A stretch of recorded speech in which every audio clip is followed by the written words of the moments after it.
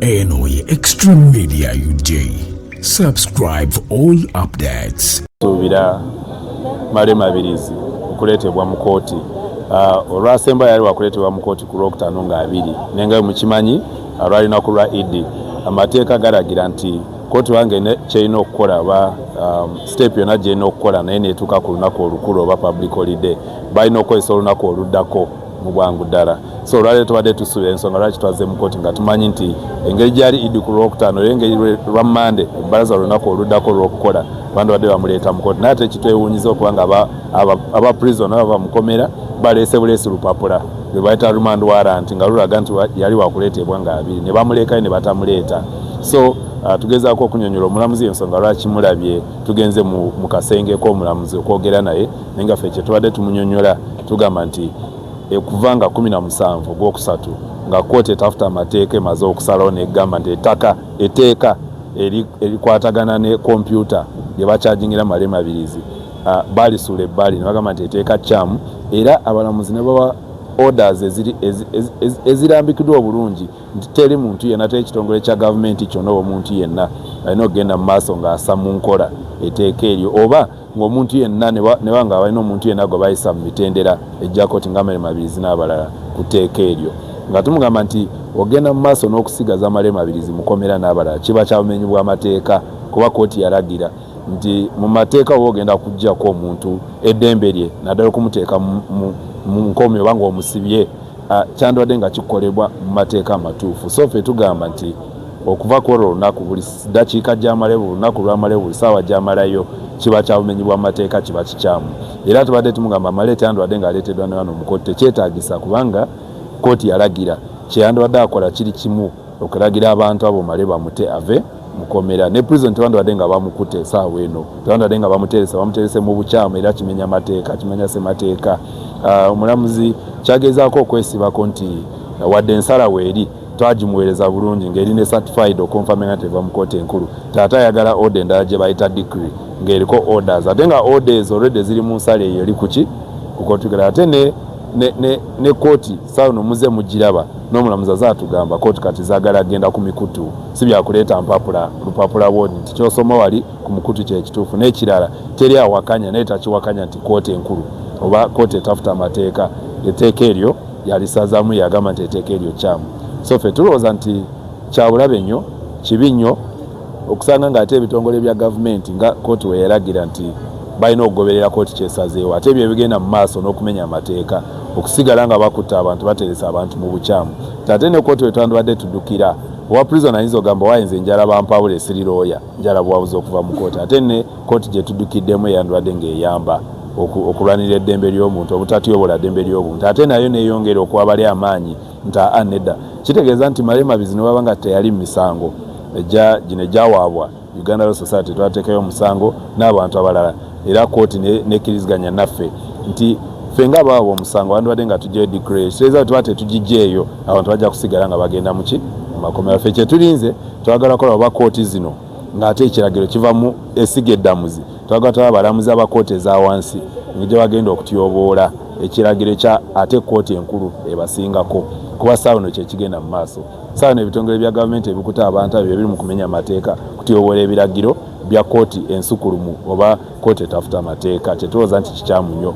So ffe tukuba omulanga nti abantu bano bali mu ofiisi ezo abalamuzi bano bali mu kooti ezo eza wansi bandibadde bafuna okulabulwa nti byonna ebigenda okukolebwa okusinziira ku etteeka oba kooti nga yasalawo kijja kutuuka nga bennyini bali mu bumenyi bw'amateeka ng'ate bennyini betugenda ate okuvunaana bo ng'abantu sekinoomu so si kitongole ng'ekitongole kuba ekitongole tukiraba esiga eddamuzi basazeewo ne bawa order ate abantu mu bitongole ebyo sekinoomu bagenda nga bamenya amateeka kitegeeza nti be baba bali mu bumenyi bw'amateeka betulina okugenda okuvunaana mu mitendera emituufu. Zitandwadde mukomera aliyo mu bukyamu obumenyi bw'amateeka bamuterese bamenya amateeka aba prison kooti emulemezaayo naye emenya amateeka n'omuntu yenna amukute saawa namuterese amenya amateeka tekikirizibwa. So Malema Abirizi yandibadde nga 17 n'abalala abali ku misango gye bateekako Malema Abirizi abali ku musango egyo gya computer misuse bandibadde nga bateebwa ne bafuluma tekyetaagisa kintu kyonna ekirala ekirina okukolebwa ebyo jasi byakuteekako embeera etategerekeka naye ffe kyetugamba nti Male Mabirizi fe omulamuzi kyagamba nti bwafuna ekiragiro ekyo decree tagenda namwetaaga kujja mu koota agenda kubanga amutadde naye fe tugamba nti ekiragiro ekyo kyabanga tekize naye kyabanga tekiriyo decree netwanga tetunagifuna tateekeddwa kumuleka n'olwaleero yandibadde aweereza oda eyo emujja mu kooti era ffe tetujja kuva ku mulamwa kyetulemerako oba ayagala kumuzaayo kumukomya mu kooti oba ayagala kumuwa eyo oda okumuta tugamba nti yabadde yakikolera n'olwaleero teyandibadde Male talina nakudda mu kooti ye kuba talina buyinza takkirizibwa kuwuliriza musango oba kuyimiriza Male mu maaso ge ng'alina kyamugamba ku nsonga ezo ezimuvunaanyizibwa tekikkirizibwa. Nga bw'ogambye kyenyinza okugamba sooka olaba ekintu kimu bwe kiti nti leero omulamuzi kyakola kiringa omukyala bw'afuna olubuto n'ogamba nti katumwongereko olubuto olulala. Male bw'aba mukazi okusiba kwe lubuto yafuna dde olubuto ne bw'agenda ne yeegatta ne paapa tasobola kuddamu kwongera ku lubuto olwo lwafunwa nti ebbanga Male lyamala ng'ali luzira omulamuzi kino kyali okukola okusembezayo rimandi ye. Rimandi ye entuufu yali ng'ekoma mu lunaku lwakumeka ku nnaku za mwezi ng'ameka nga 2 kati omulamuzi agenda mu maaso okugikola ki okugyongerayo olw'ekiragiro kyatulindamu okuva mu constitutional court. Naye ffe tumulaze nga tumugamba nti oba ekiragiro ekyo weekiri oba tekiriiwo buvunaanyizibwa bwe okuyimbula Male oba okumuyita ajje mu kooti kuba tulina okwebuuza omusibe abeera ku rimande ebbanga ki weeks 2 zaggwako leero tuzze mu kooti nga tusuubira nti ne bwe ziba zaggwako ku Lwakutaano eyali Yidi leero bw'aba tamuleese amuleete enkya bw'aba tamuleese enkya amuleete olunaku oluddako naye tayinza kubanga agamba nti rimandi eyo eyongerayo essaawa eno eriwo mu bukyamu omutayinza abeera luzira nga taliiyo na rimandi warrant era essaawa eno okuva ng'ennaku z'omwezi 6 okutuusa kati Male Mabirizi n'abasibe abalala abavunaanibwa emisango egyefaanaanyiriza gino bali mu bukyamu okuleka nga kooti yabayita n'ebazaayo naye eno kooti yeetulaze nti esobola okukuumira omuntu eruzira nga teragidde beeruzira mumukuuma kyokka nga beeruza tebayinza muyimbula. Ekitongole ekiramuzi n'omuwaba gavumenti babadde batandise okwekuba amagoolo.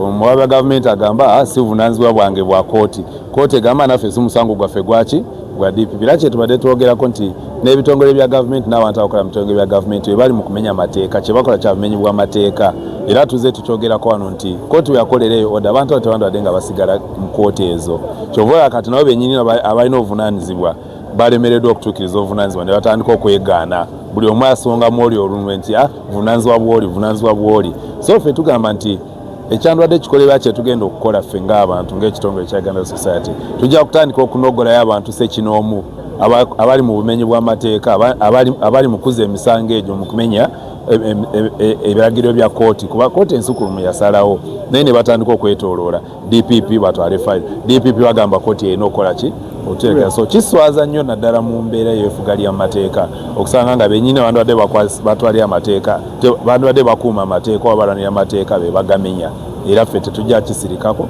tujja kulwana nga ekisoboka okulabika nti katutandika okukwata abantu ssekinoomu abalina obuvunaanyizibwa obukola ebintu ebyo kuba bwojjukira twawandikirako ono ne prisons ne twasaba lisiti twandikira byabashaija oba president musaba lisiti y'abantu abo bonna abali mu makomera baali bagenda mu court martial nga wayegeddeko wano yasini nti wowe ogenze mu kooti bakuwa remand warrant siteza abantu abo baali tebalina kooti ze bagendamu tebalina remand warrant ne prison baterese mu bukyamu kuba tutesobola kutereka muntu nga tolina remand warrant oba ekyo ekiraga ekiva mu kooti ekikulagira mutereke mpaka ennaku ezite z'omwezi so abamenyi b'amateeka bangi era ffe kyetugenda okukola era tugenda batwala mu mbuga z'amateeka era oba tetusobola kwesiga kooti ezaano tutasobola n'ogenda mu kooti eza East Africa nga kooti enkulu ezitusinga okulabika nti abantu abo ne kooti ezaano zennyini abagenze mu maaso nga bamenya nga batyobola eddembe ly'obuntu bavunaanizibwa era ne bafuna ebibonerezo ebisaanidde.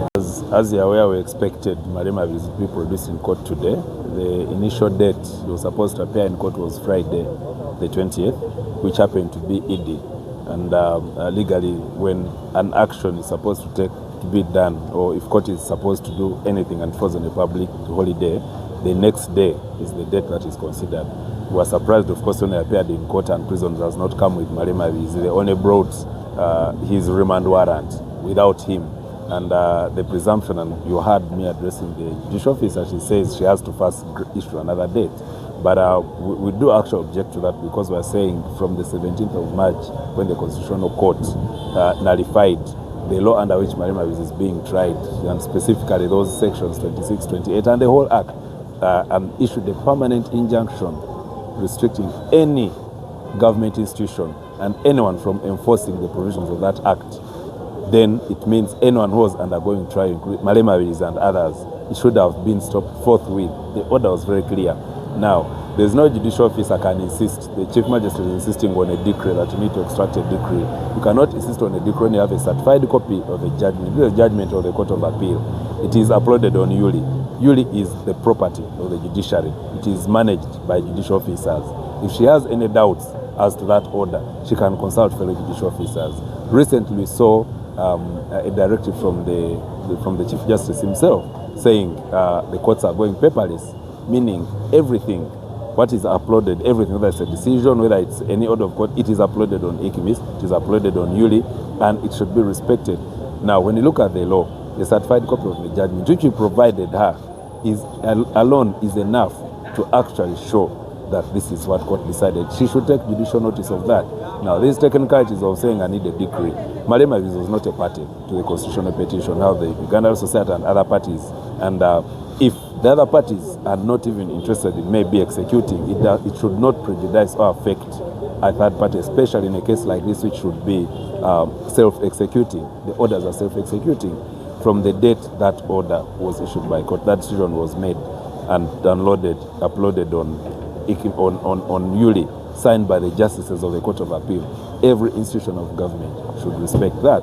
In essence, she's saying if there's no decree, that means Malema Bizi and others will stay in prison. What if the other parties don't push for a decree? What if they're not interested in executing? So the argument is, and we're telling her, even if it's requesting Malema to appear in court, you have no business doing anything in respect of this case. Whatever you do, whatever action you take, other than having him released, other than him being discharged from prison, is an illegality. You will be breaking the law, and it will actually amount to misconduct, judicial misconduct, because you cannot do things. Once an illegality has been brought to the attention of court, you cannot ignore it if you're a judicial officer. So these technicalities of CG, I want a decree from court for me to release them, is wrong, and we are waiting to see the actions they intend to take. If you brought him to court, what are you going to do? Because if the Supreme Court, the Constitutional Court, the higher court, the court superior to this has said do not do this, and you continue doing it as a judicial officer, you're breaking the law. So it's really a test for them, and it is sad that judicial officers do not look at human rights related matters the way they should. And like I said, we are talking about someone's personal liberty. Every second, every minute, every day, every week he spends in prison, in detention. It is illegal detention, it is wrong, it is unconstitutional, it is unacceptable. Someone has to be held to account. Ebbaluwa y'omusibe ey'okwebaza mbadde njagala gibawa. Tulina ebbaluwa y'omusibe. Abalungi abatuwuliriza era abatulaba, olunaku olwaleero tukyaddeko ewa Sheikh Ashraf Dembe. Ssebo nsanyusa okubalaba. Amannya agange ye Sheikh Ashraf Dembe akola ku bizibu by'enjawulo. Omuntu singa aba alina ebirwadde tumusomereddwa, tumuwa amazzi ga lukuya nga bw'obadde ogalaba, tugenda abantu ku kyoto ne twokya emizimu emibi egibabaamu n'okulomba edduwa. Abantu singa abeera ng'ali wano atuuse sobola okumulombera edduwa, ne waba atatuuse nga mpadde amannya ge naye ng'ali wala. Neetaase ennamba yange yeeno eri 0701763711. Nammwe bannyinaffe abali ebweru oyagala okuba nti oyagala okulombera ku dduwa ng'olina ebizibu, viza zibuze, amaka gakolongotana, sente zikola zimpita mu ngalo, ojja kumpeereza ekifaananyi kyo n'amannya go, ebyo byokka bijja kummala, nja kukulombera edduwa, ojja kutereera. Olunaku olusembayo mu mwezi mba n'edduwa ey'awamu ffenna n'abalwadde bange abakadde n'abapya. Salaamu alaikum warahmatullahi wabarakatuh.